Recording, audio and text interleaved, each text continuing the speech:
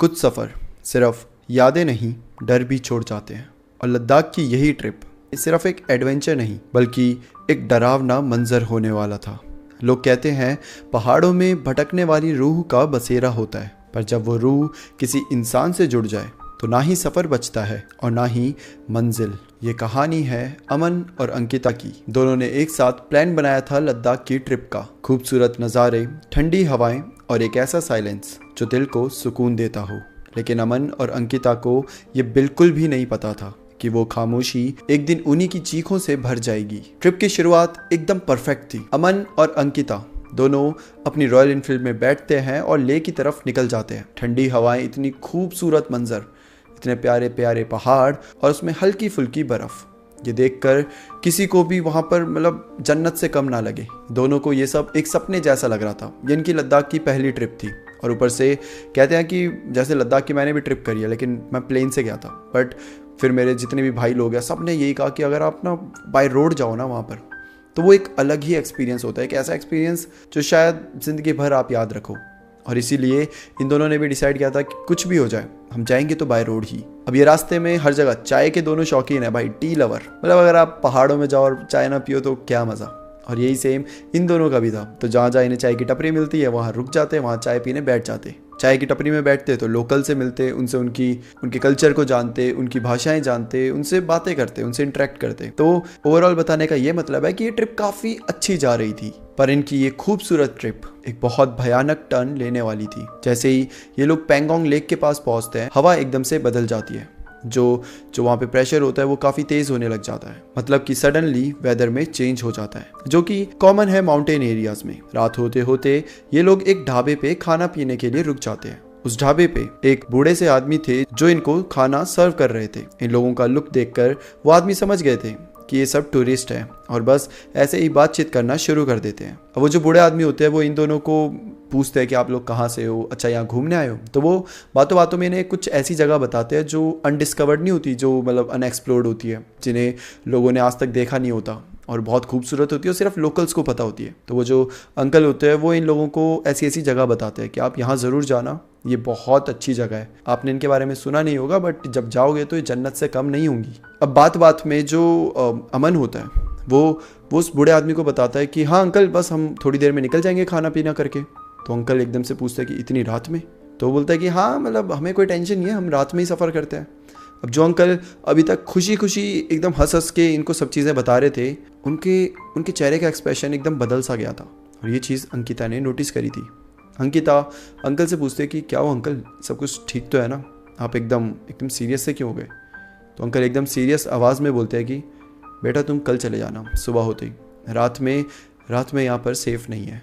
तो अमन उनकी बात नहीं मानता, बोलता है कि अरे अंकल आप टेंशन मत लो, हमें पता है मतलब रात को थोड़ा होता है बट हम तो रात को ही ट्रैवल करते हैं। और सच बताया ना, अभी तक ऐसा कुछ भी नहीं हुआ है। रात को मज़ा आता है मतलब मज़ा आता है इन द सेंस कि एक अलग ही वाइब होती है रात की।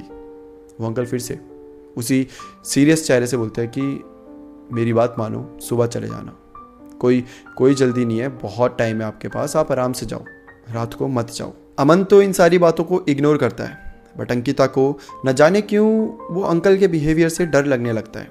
वो भी अब अमन को बोलने लगती है कि यार रहने दे, क्या सुबह ही चलते हैं, अगर अंकल इतना बोल रहे हैं तो शायद सेफ ना हो। पर अमन अंकिता को समझाता है कि क्या तुम फालतू की बातों में पड़ जाती हो यार, वो बस फिक्र कर रहे हैं रात में ट्रैवल ना करें और कुछ नहीं। ऐसा उनका मोटिव कुछ नहीं है, मतलब कोई डरने वरने वाली सीन नहीं है। रात में गाँव में तुम्हें पता ही है कैसे लोग डर जाते हैं, 8 बजे तो इनका सोना हो जाता है, तो इनके लिए थोड़ा अजीब बात है रात में ट्रैवल करना। और ऐसे ही बोलकर अमन अंकिता को समझा देता है और फिर दोनों अपना डिनर खत्म करके निकल पड़ते हैं पैंगोंग की तरफ। अब ये पैंगोंग की तरफ जा रहे हैं, चारों तरफ पूरी तरीके से शांति है। अब जो आवाज़ आ भी रही थी वो सिर्फ कुछ पंछियों की थी, कुछ जानवरों की थी, इंसान वहाँ आसपास एक भी नहीं था। अब ये दोनों जा रहे हैं कि अमन की ना नज़र एक जगह पर पड़ती है और वो अंकिता को रोक देता है और बोलता है हम यहाँ पर टेंट लगाएंगे, आज हम यहीं पे कैंपिंग करेंगे। अंकिता बोलती है बट हमारी तो ये डेस्टिनेशन है ही नहीं, हमें तो कहीं और जाना था, तो एकदम से ऐसा क्यों?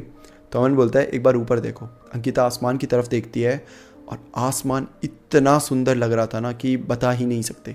हर चारों तरफ तारे ही तारे, एक अलग सा ही कुछ एक्सपीरियंस था। अंकिता भी बोलती है कि परफेक्ट जगह है और दोनों जाते हैं और वहाँ पर टेंट लगाना शुरू कर देते हैं। वो पूरा जो माहौल था वो किसी स्वर्ग से कम नहीं था। जहाँ पर ये लोग टेंट लगा रहे थे उसी के बगल में एक झील भी थी। तो उन्होंने आसपास की जगह थोड़ी सी साफ करी और फिर टेंट लगाना शुरू करा और फिर उसी के बगल में बॉनफायर जलाया। दोनों बैठे हुए थे कि तभी अमन ने कुछ ऐसा किया जिससे अंकिता की खुशी 7वें आसमान पे थी। अमन अंकिता के सामने उसको प्रपोज करता है शादी के लिए। मतलब एक इतनी सुंदर सी जगह में आप बैठे हो कि आपको लग रहा है कि आप स्वर्ग में हो, इससे अच्छा कुछ हो ही नहीं सकता। एंड देन आपका बॉयफ्रेंड जिसके साथ आप अपना पूरा जीवन बिताना चाहते हो वो आपको प्रपोज करे शादी के लिए। अंकिता के लिए ये सारी चीज़ें एक सपने से कम नहीं थी। ऐसा लग रहा था जैसे भगवान ने ये सारी चीज़ें बनाई ही इसी दिन के लिए थी। अंकिता इतनी खुश थी कि वो बता ही नहीं सकती। अंकिता को ऐसा लग रहा था कि इससे ज़्यादा अच्छा क्या ही हो सकता है। आज की रात एकदम परफेक्ट है। बट यहाँ पर अंकिता गलत थी। दरअसल उसी खूबसूरत रात में, उसी खूबसूरत मौसम और उसी लवली इन्वायरमेंट के बीच में एक ऐसी चीज़ थी जो इनका इंतज़ार कर रही थी। एक ऐसी चीज़ जिसने इनकी सिर्फ वो ट्रिप नहीं बल्कि पूरी ज़िंदगी बदल के रख दी। अब अंकिता और अमन काफ़ी टाइम तक बाहर बैठे हुए थे, तारों को देखे जा रहे थे और एक समय आता है जब ये दोनों डिसाइड करते हैं सोने का। अंकिता अब अंदर टेंट के अंदर चले जाती है सोने के लिए। अमन बाहर जो बोन फायर वो सब था उसे समेट रहा था कि तभी अचानक से उसको अपने पीछे किसी के पायल की आवाज़ आती है। अमन को लगता है शायद अंकिता होगी। वो बिना पीछे मुड़े अंकिता को बुलाता है, पर पीछे से जब कोई आवाज़ नहीं आती तो वो मुड़कर देखता है। वो टेंट की तरफ देखता है कि टेंट की चेन तो बंद है और आसपास भी कोई भी नहीं था। अमन को लगा शायद उसका वहम हो।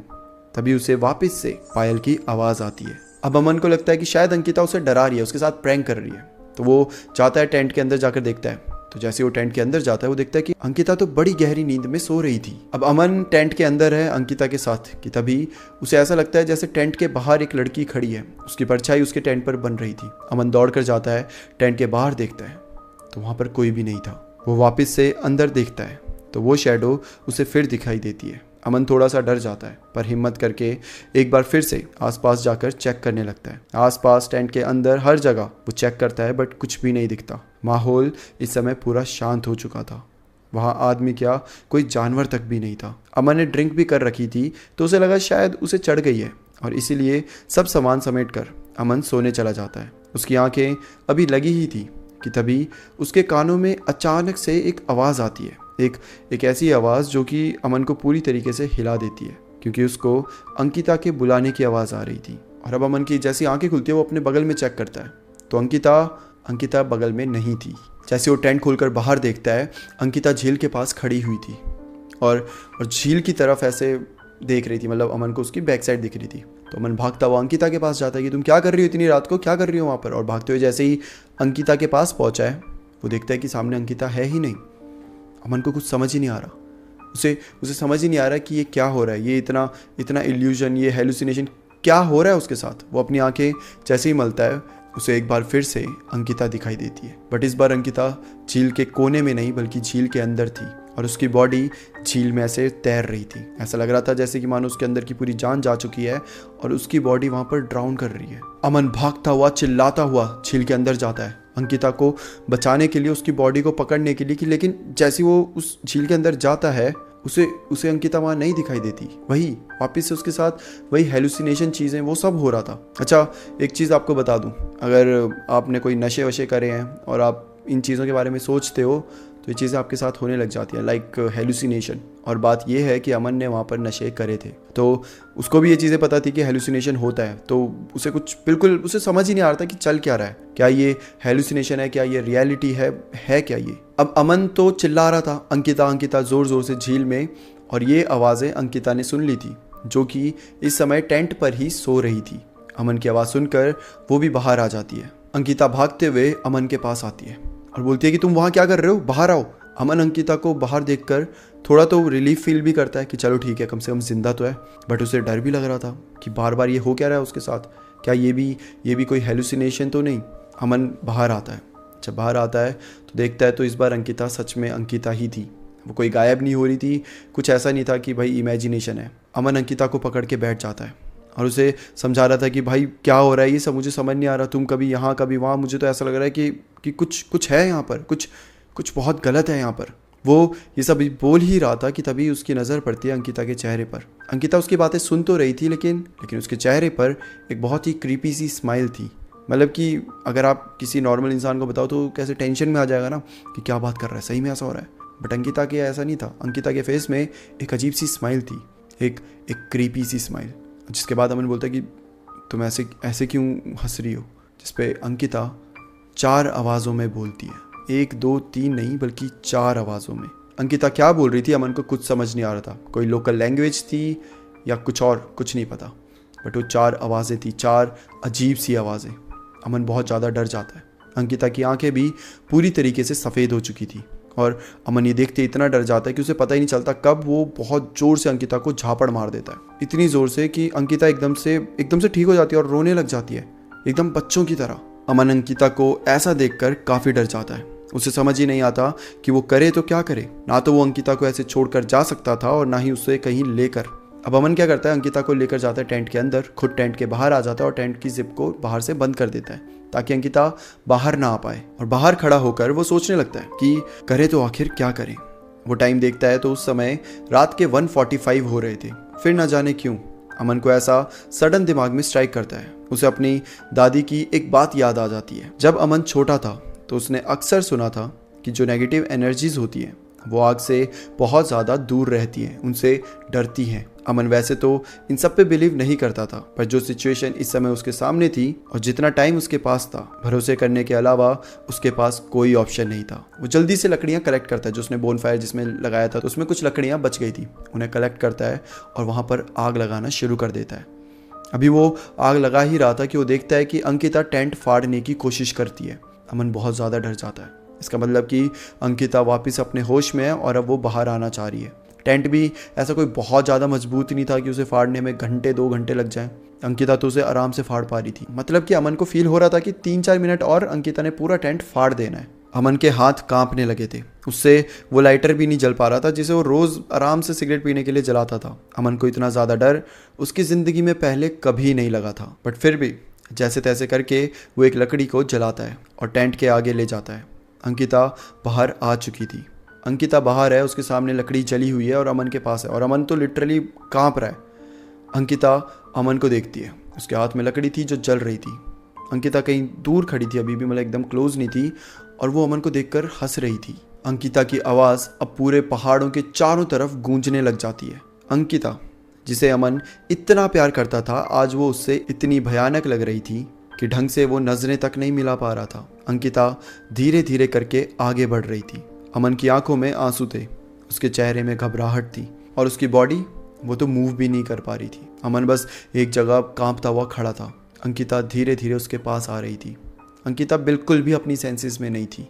अमन को लग रहा था शायद अब सब कुछ खत्म हो जाएगा, लेकिन तभी अचानक से वो ढाबे में जो आदमी मिले थे ना उन्हें बूढ़े से, वो वहाँ पर आ जाते हैं और उस अंकिता के बाल एकदम से पकड़ लेते हैं और उसके हाथों में एक गोल्डन कलर का धागा बांध देते हैं। और वो बांधते ही अंकिता तो मानो जैसे उसे बेहोशी की दवाई सी दे दी गई हो।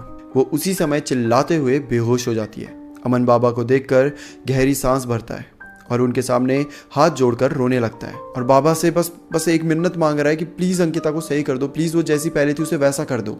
वो जो बूढ़े बाबा होते हैं वो अमन को थोड़ा सा हौसला देते हैं कि तुम टेंशन मत लो, आराम से बैठो और जो मैं बोल रहा हूँ उसे ध्यान से सुनो। मैं तुम्हें मना कर रहा था ना रात में सफ़र करने के लिए। दरअसल इस जगह में कोई दिक्कत नहीं है, ये जगह बहुत अच्छी है, बहुत प्यारी है, लेकिन जब तुम मेरे ढाबे में आए थे मुझे वहीं पर एक अलग एनर्जी की प्रेजेंस फील हो चुकी थी। तुम जिन रास्तों में रात भर टहल कर आ रहे हो उधर कहीं ना कहीं अंकिता के पीछे एक एनर्जी लग चुकी थी और वो एनर्जी इतनी स्ट्रांग थी कि जो वो बूढ़े बाबा थे उनको भी फील हो रही थी।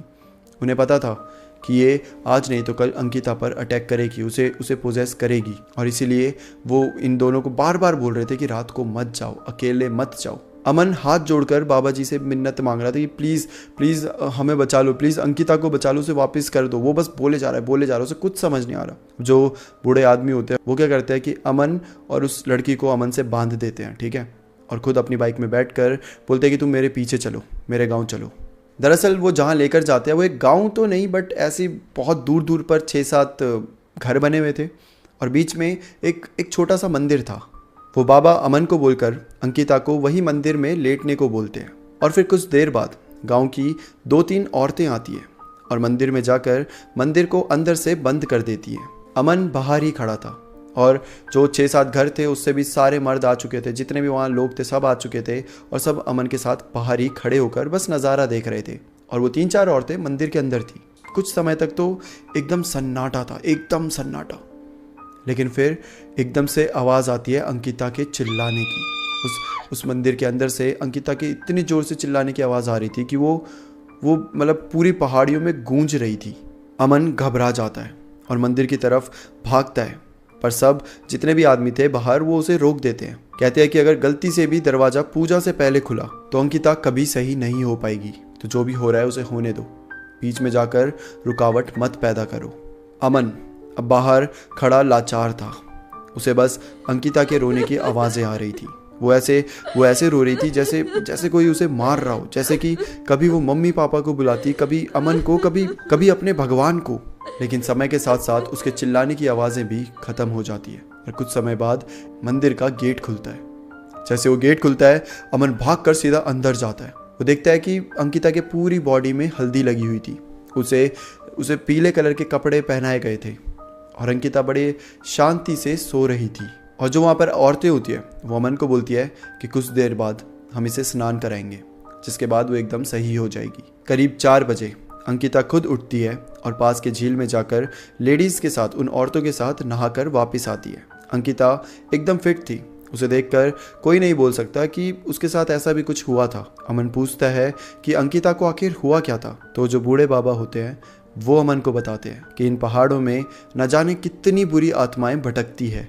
और तुम सब भी रोज़ सुनते हो कि पहाड़ों में कितनी मौतें होती है, और सबका रीज़न एक्सीडेंट नहीं होता। कई मौतें इन वजह से भी होती है क्योंकि उनके पीछे कुछ इविल स्पिरिट्स, कुछ आत्माएं पड़ जाती है। और तुम जैसे लोग इन चीज़ों पर बिलीव ही नहीं करते, इन्हें अंधविश्वास मानकर इग्नोर कर देते हो और फिर उसका खामियाजा अपने या फिर अपने लव्ड वंस की जान गंवाकर भुगतते हो। वो तो तुम्हारी किस्मत अच्छी थी कि तुम उस ढाबे में आए और मैंने समय से पहले अंकिता को बचा लिया, उसको समय से पहले रोक दिया, वरना तुम्हारे किस्से भी इस पहाड़ की शांति में कहीं गुम हो जाते और तुम भी कई लोगों की तरह इस पहाड़ में खोकर रह जाते।